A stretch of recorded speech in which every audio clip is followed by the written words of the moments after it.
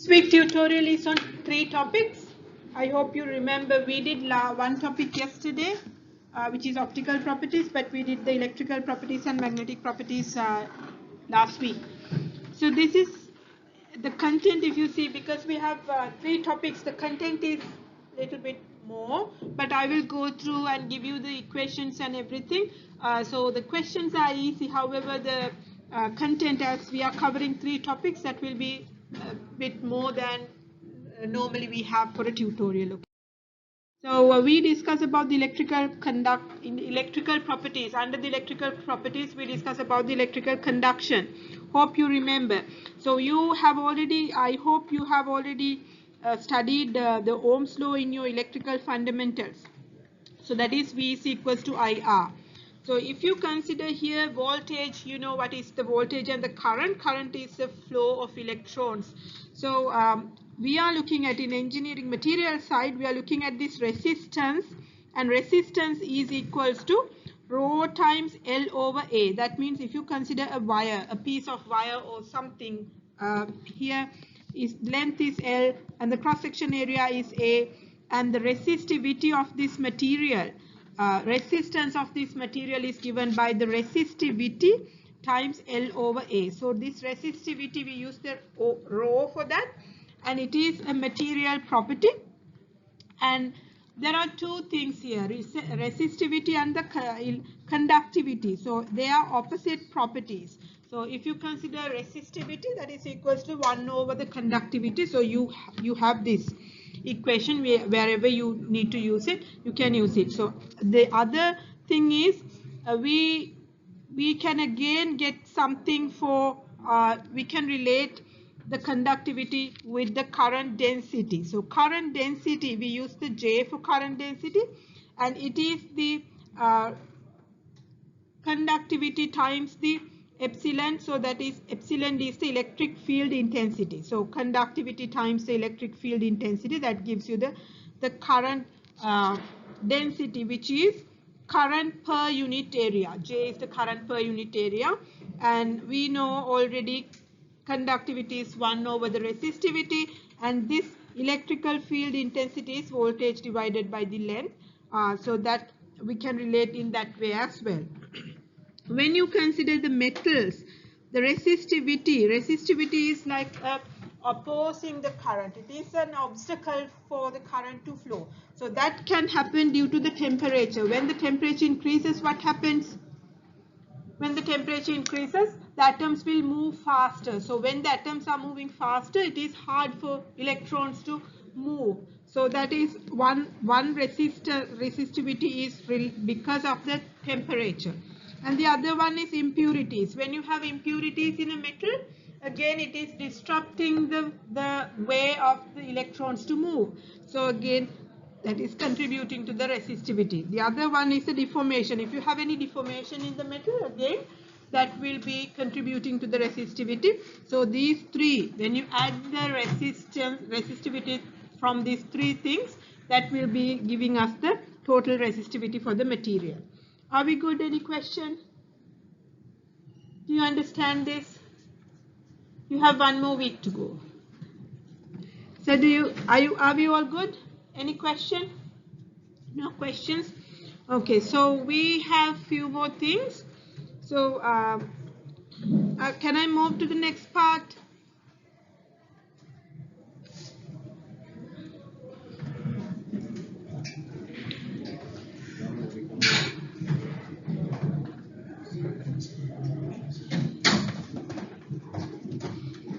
Okay, I will move to the next.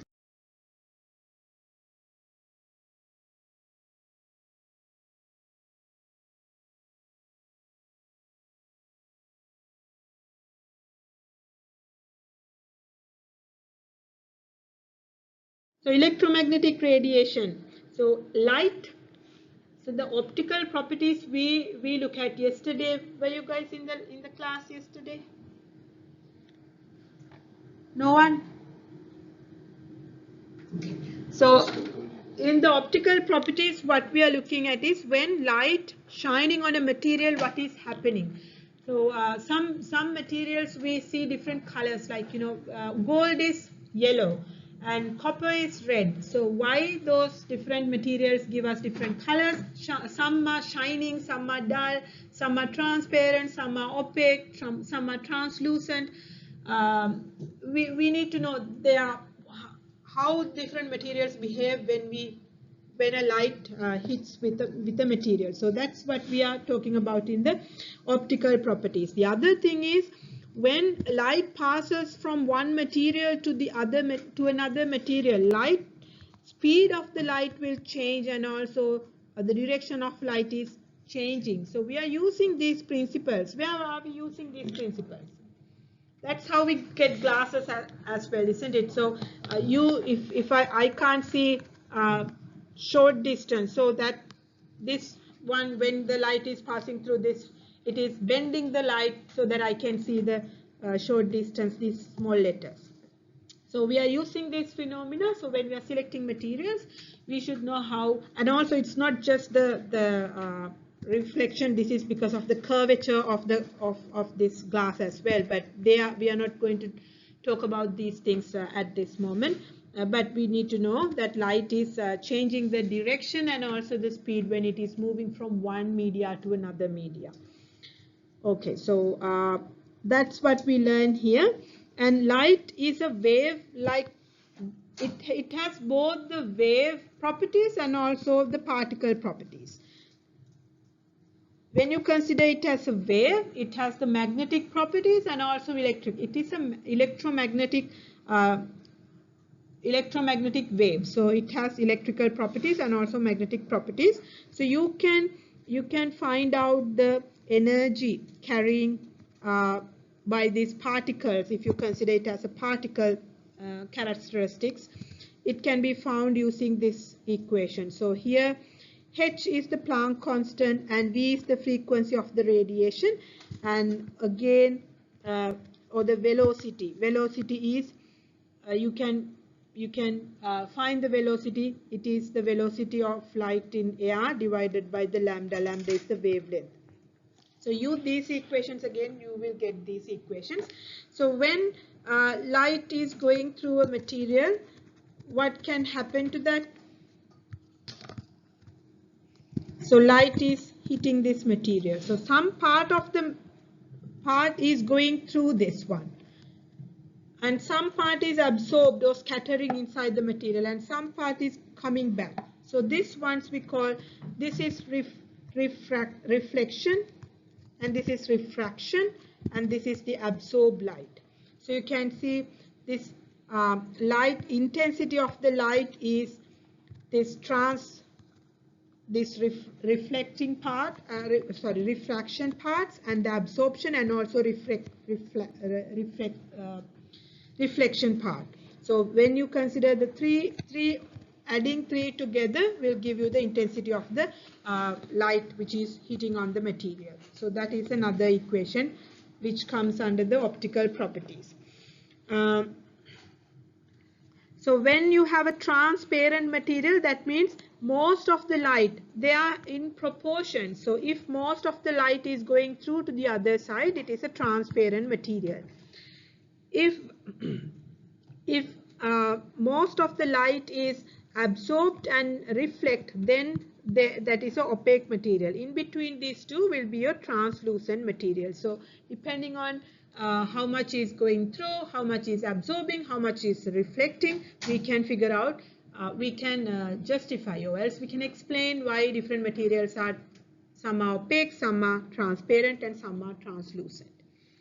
Okay, then that you have in the question. So here speed, so this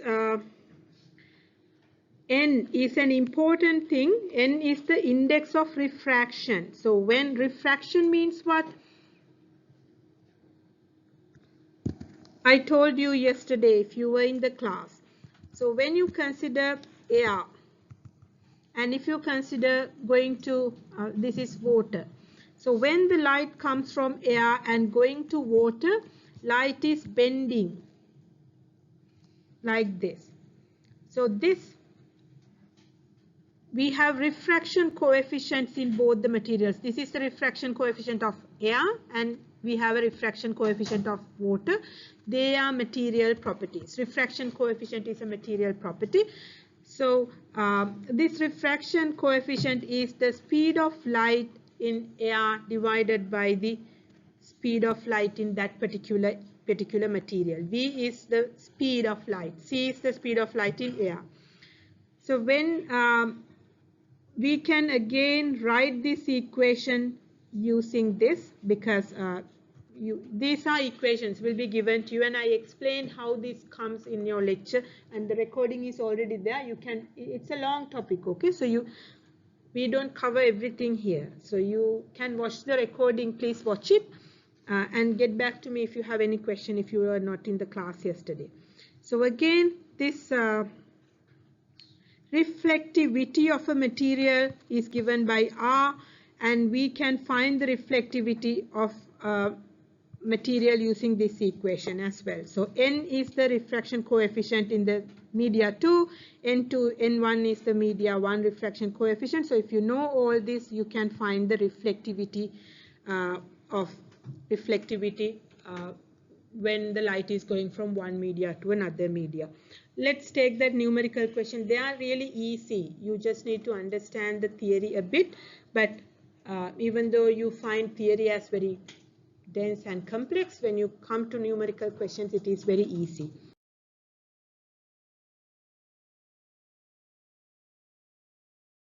Okay, would you like to try this one?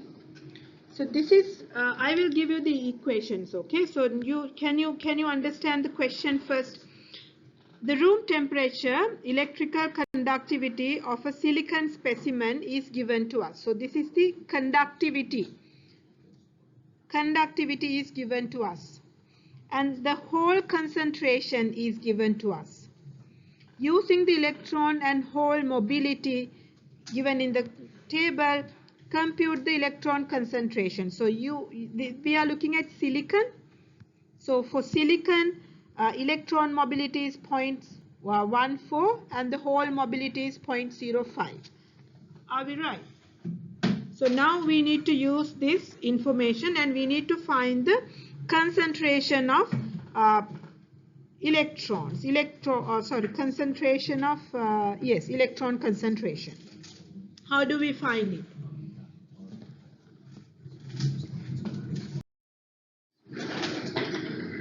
So they have given us this one. They have given us the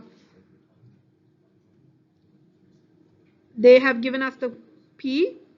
They have given us the electron. Charge of an electron is a known value. Okay, in the exam also you will get this. And they have given us the whole. From the table we can find the hole concentration and the electron concentration, and we just need to find this one. We need to find the N. So can I give you, the questions are really easy, that even though the theory is hard, so you just need to rearrange this equation and find the N. Can I give you some time for you to do this?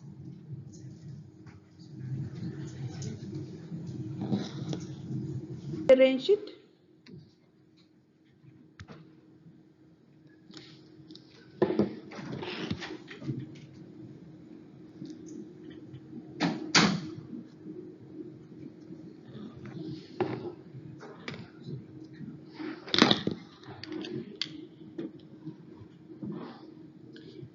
So I keep this here, and we can say sigma minus P E times mu H. So I want to find the N, and N is equals to this.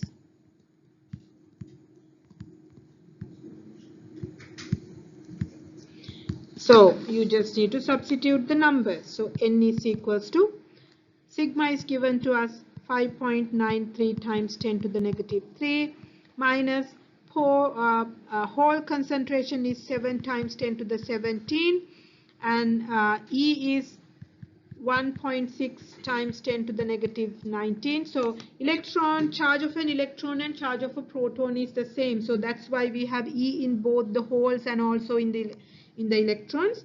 Only thing is electrons are negatively charged, but the protons are positively charged. We don't consider that negative and positive. We just need the charge. Times the whole mobility is known. which is equals to 0.05, and you divide this by 1.6 times 10 to the negative 19 times 0.14. So what do you get here?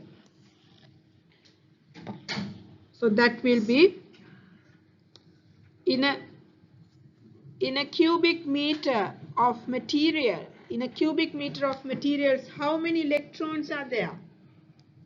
What did you get?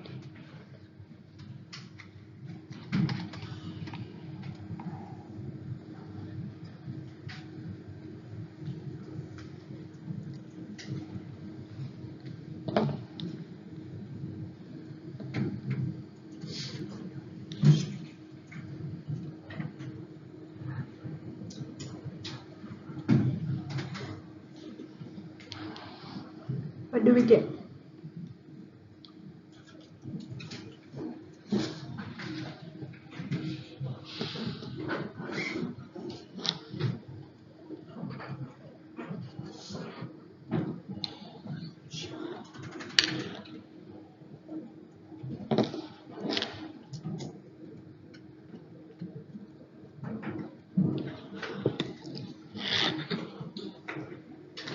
What do you get for this? 1.47 times 10 to the 16. Do you all get this? Now by looking at this concentration, so we can recognize whether it is a p-type or n-type semiconductor. So if your p is this, sorry, n is this and p is this. P-type and n-type means what? In n-type you have more n's. In p-type you have more holes. So in this one, what do we have more? Which concentration is more?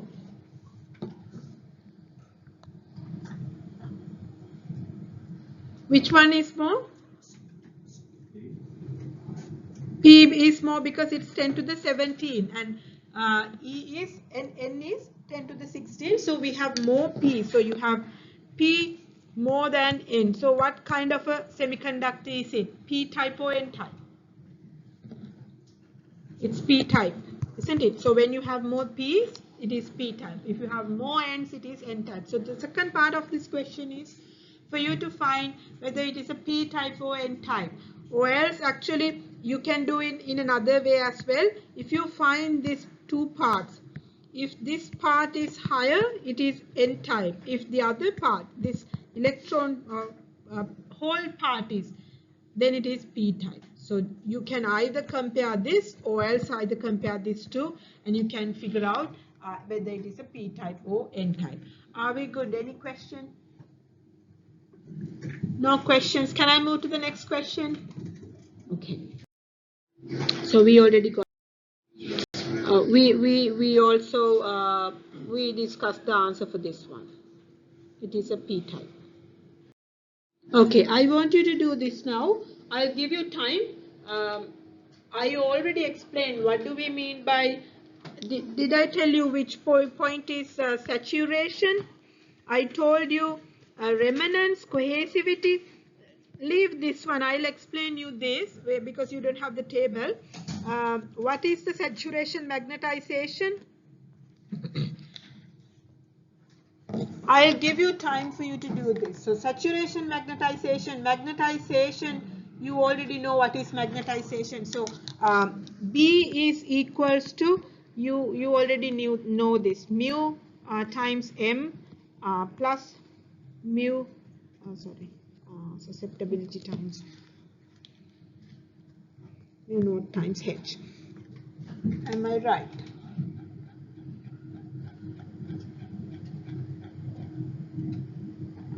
So for magnetic, for ferro and ferrimagnets, you can consider this is very small. So this is very small. So you can say B is equals to this for permanent magnets. And in this question, actually, they are asking you to find this M. So this part is to find M. So you know everything. You know how to find out the saturation point. You know how to find the saturation magnetization. If you know the B, after you find the B, you can just substitute the B. And mu naught I will give you.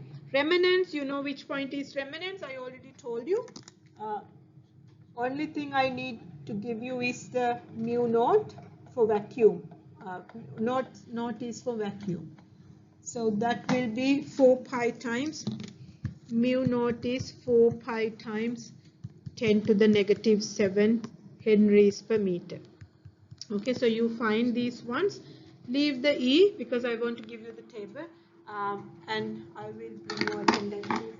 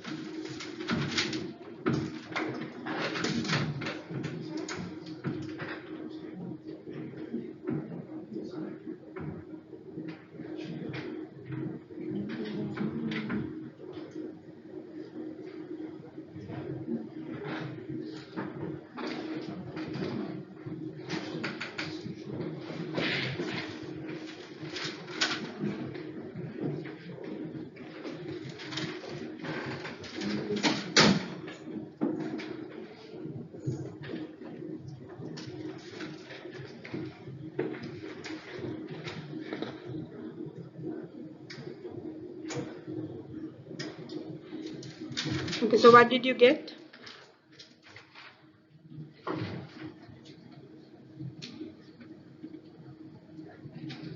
What is the saturation? Saturation point is, which point is the saturation point?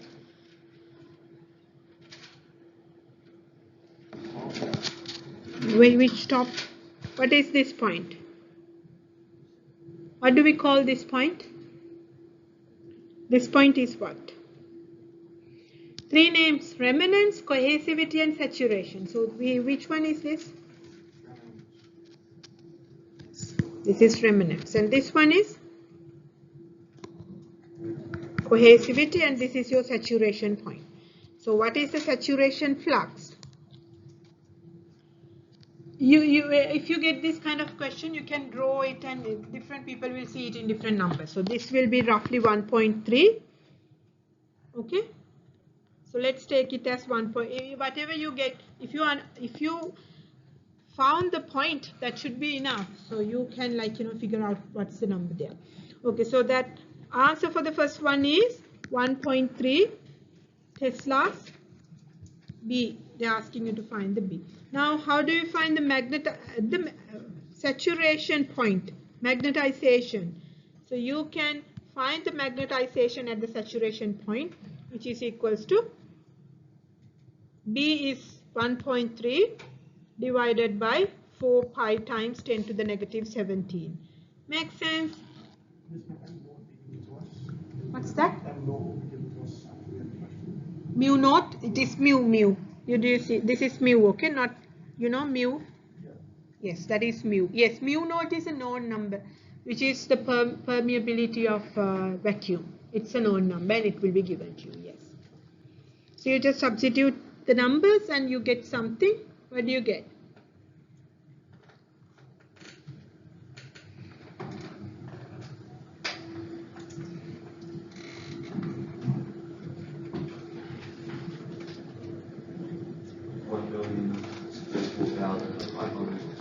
One 1.03 times 10 to the 6. So it is in amps per meter. The units, or else, like, you can, so you, this unit is for your M as well. Okay, what is the remanence? Remanence is this point here, right? This one. So it is around 9.9 or something, as in the solutions. It is 0.8. You agree with 0.8? Are you happy with 0.8? 0.8 Teslas are the remanence. How about the they don't ask. Yes, cohesivity. What is cohesivity? Cohesivity is about 80 amps per meter will be your cohesivity. Are we good?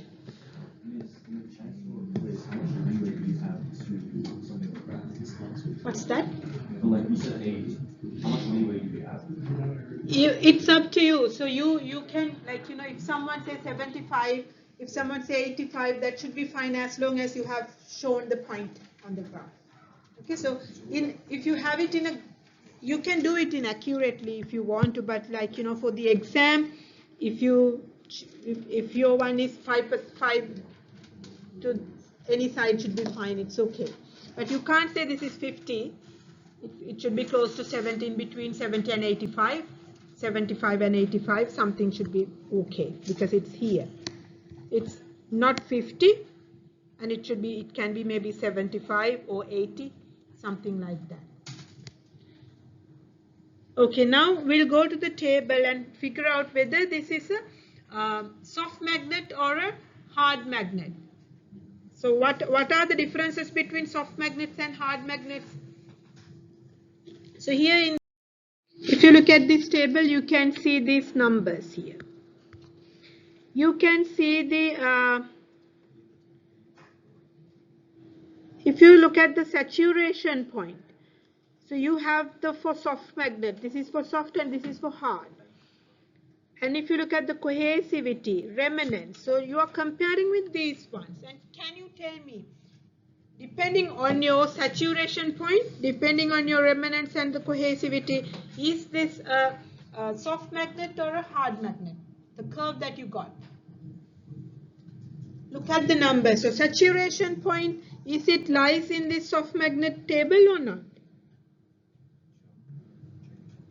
It is 1.3, we got 1.3, right? So this one, according to the saturation point, we can say it as a soft magnet.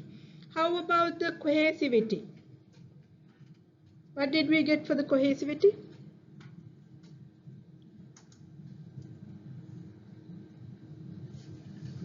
Is it like a huge value? Cohesivity is how fat the curve is. So your curve, you got 80, but is it something like, no? So you can't say. You can say when you compare the cohesivity also, it should be a soft magnet, isn't it?